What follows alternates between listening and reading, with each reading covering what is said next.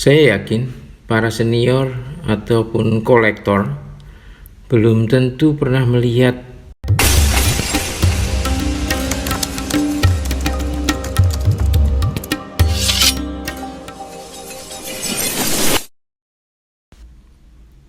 Assalamualaikum warahmatullahi wabarakatuh. Sedulur Pak Kris dan Tosanaji, jumpa lagi dengan RI King Spark Nusantara Channel. Seperti biasa, saya akan menyampaikan sebilah Tosanaji untuk kita bahas dalam tayangan ini. Tapi sebelumnya saya mengucapkan terima kasih untuk semua yang sudah mengklik video ini. Dan bagi yang belum subscribe, jika menyukai video ini, silakan subscribe agar tidak ketinggalan dengan tayangan-tayangan video saya selanjutnya. Sedulur Pak Kris dan Tosanaji, seperti tema presentasi saya sebelumnya, yaitu tentang tombak. Bagi yang belum mengikuti video saya sebelumnya, silakan untuk klik link di atas ini. Pada tayangan sebelumnya kita membahas sebuah tombak yang cukup sulit dicari referensinya. Kali ini pun kita akan membahas sebuah tombak langka yang tidak hanya sulit, bahkan saya tidak menemukan referensi yang betul-betul bisa menjelaskan dengan gamblang tentang dapur ini. Nah, seperti apa tampilan dari tombaknya, kita akan lihat terlebih dahulu sandangannya.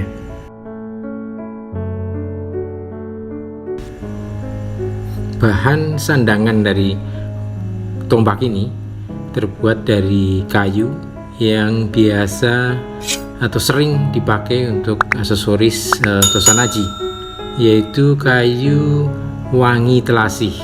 Cukup sering digunakan, tapi keberadaannya mulai jarang terlihat.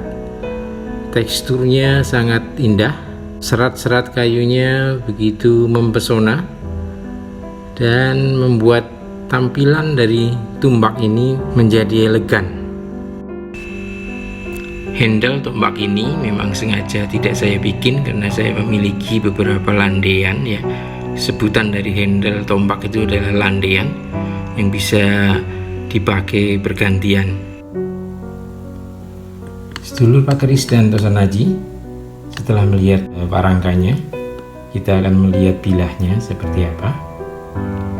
Kita akan lihat.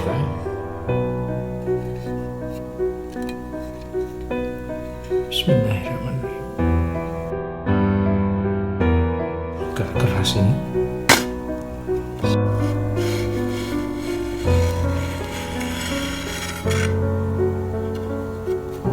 Kita lihat lebih dahulu bilahnya secara keseluruhan.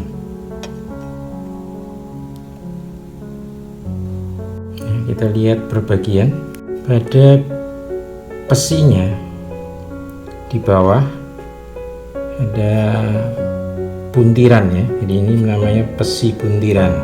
Kemudian metuknya ini metuk iras ini ya, ini metuk namanya, kalau di keris namanya gonjo ya. Kemudian ini ada di bagian atas metuk di kanan kiri, ini ada namanya sungut ya. Kita lihat di bagian sor-soran, kalau di keris ini sor-soran ini di sini ya. Ini ada dua bentukan, ini namanya budaksa tegal. Ke atas lagi tidak ada keruingan, polos, ada look di atas ya, looknya ini ada 1, 2, 3, 4, 5 ya, menghitung look itu selalu ganjil. Saya sudah mencoba mencari referensi untuk penamaan dapur ini, dan dari beberapa literatur yang saya pakai, saya menemukan sebuah gambar yang tepat betul menggambarkan apa nama dari dapur ini ya, yaitu di buku dapur. Kita lihat.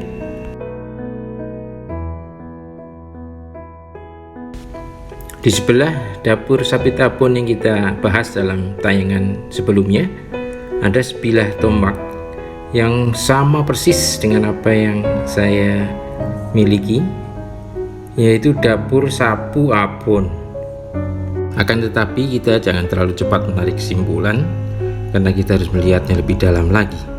Kita lihat di bagian sorsoran, ternyata di sana ada Sapit Abon, dan sudut dari tombak ini di bagian sorsoran ini sangat berbeda, perbedaan yang sangat signifikan ya. Dengan demikian kita tidak bisa menyimpulkan bahwa dapur tombak ini adalah dapur Sapu Abon. Lantas pertanyaannya adalah, dapur apa ini? Ini sungguh sangat membuat rasa tertarik saya makin meningkat.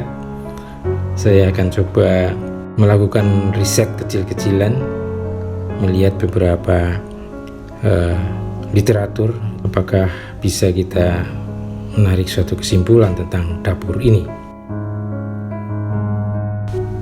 Saya yakin para senior ataupun kolektor belum tentu pernah melihat dapur ini, apalagi memegangnya. Karena dari apa yang saya cek di literatur, rancang bangun dari tombak ini atau bentuknya itu sejauh ini belum saya temukan yang betul-betul sama ya. Hanya mirip-mirip seperti Sapu Abon, tapi ya ternyata ada perbedaan yang bahkan sangat signifikan.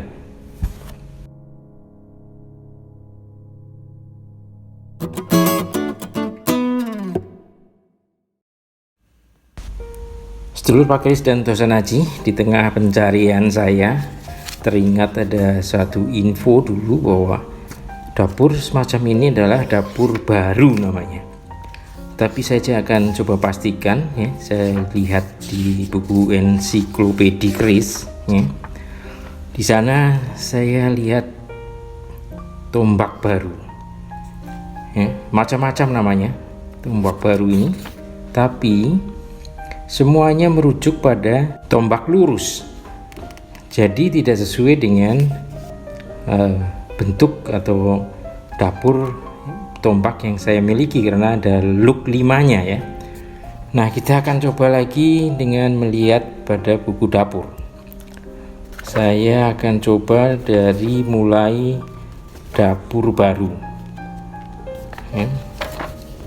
Di dalam buku dapur ini ada gambar-gambar tentang tombak dapur baru ini, tapi semua sama seperti yang disampaikan dalam buku ensiklopedia, bahwa dapur baru ini merujuk pada tombak dengan bentuk yang lurus ya, macam-macam ya.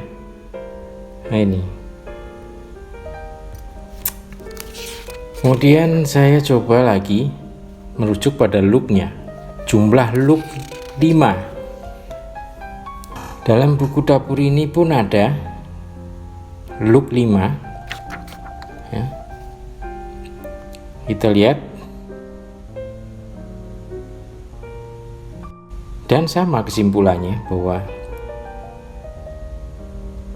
tidak ada satupun yang sama dengan tombak yang saya miliki. Hasil pencarian saya dengan cara browsing di internet pun memberikan hasil yang kurang lebih sama dengan penjelasan yang ada dalam kedua buku literatur tadi ya. Jadi sementara waktu dapur tombak ini masih misteri.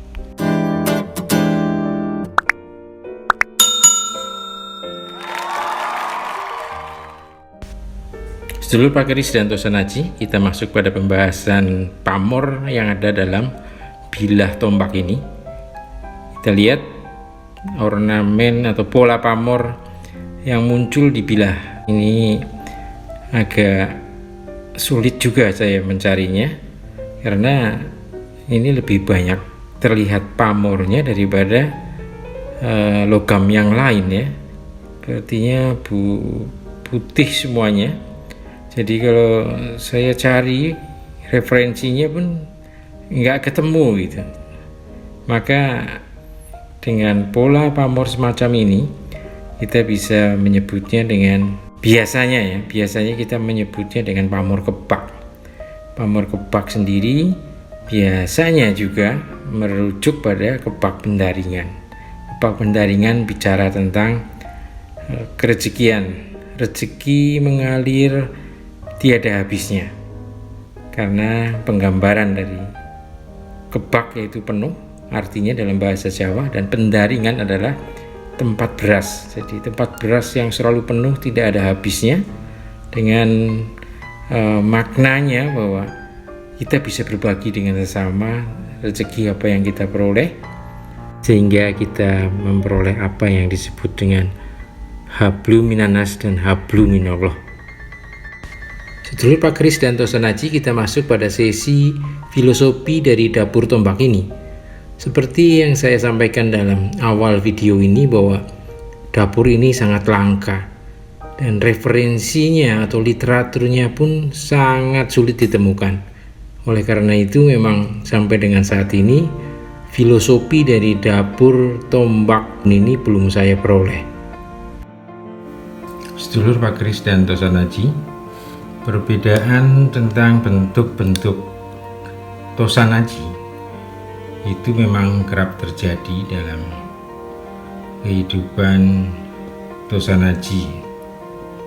Jadi ada beberapa bentuk Tosanaji yang memang secara khusus dipesan oleh pemiliknya, atau memang usulan dari sang empu untuk membuat sesuatu yang di luar dari pakem dengan memperhitungkan segala filosofi dan tuahnya yang sesuai dengan pemesan atau pemiliknya. Sehingga memang kadang kita menemui hal-hal semacam ini, yaitu Tosanaji yang bentuknya itu menjadi sulit ditemukan referensinya karena dia memang di luar pakem. Tapi apakah itu menjadi suatu keanehan? Tidak. Karena hal-hal semacam ini tentunya jadi menambah kekayaan khasanah budaya Tosanaji. Kreativitas dari sang empu serta keinginan untuk mengakomodir keinginan dari pemilik atau pemesan tentunya juga berkembang sesuai dengan perkembangan zaman, yang berarti perkembangan budaya itu sendiri.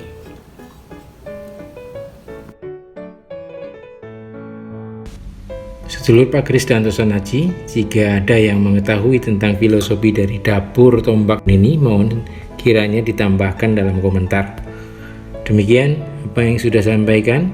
Semoga presentasi kali ini bisa menambah wawasan ataupun sharing informasi tentang dapur tombak yang sangat langka ini.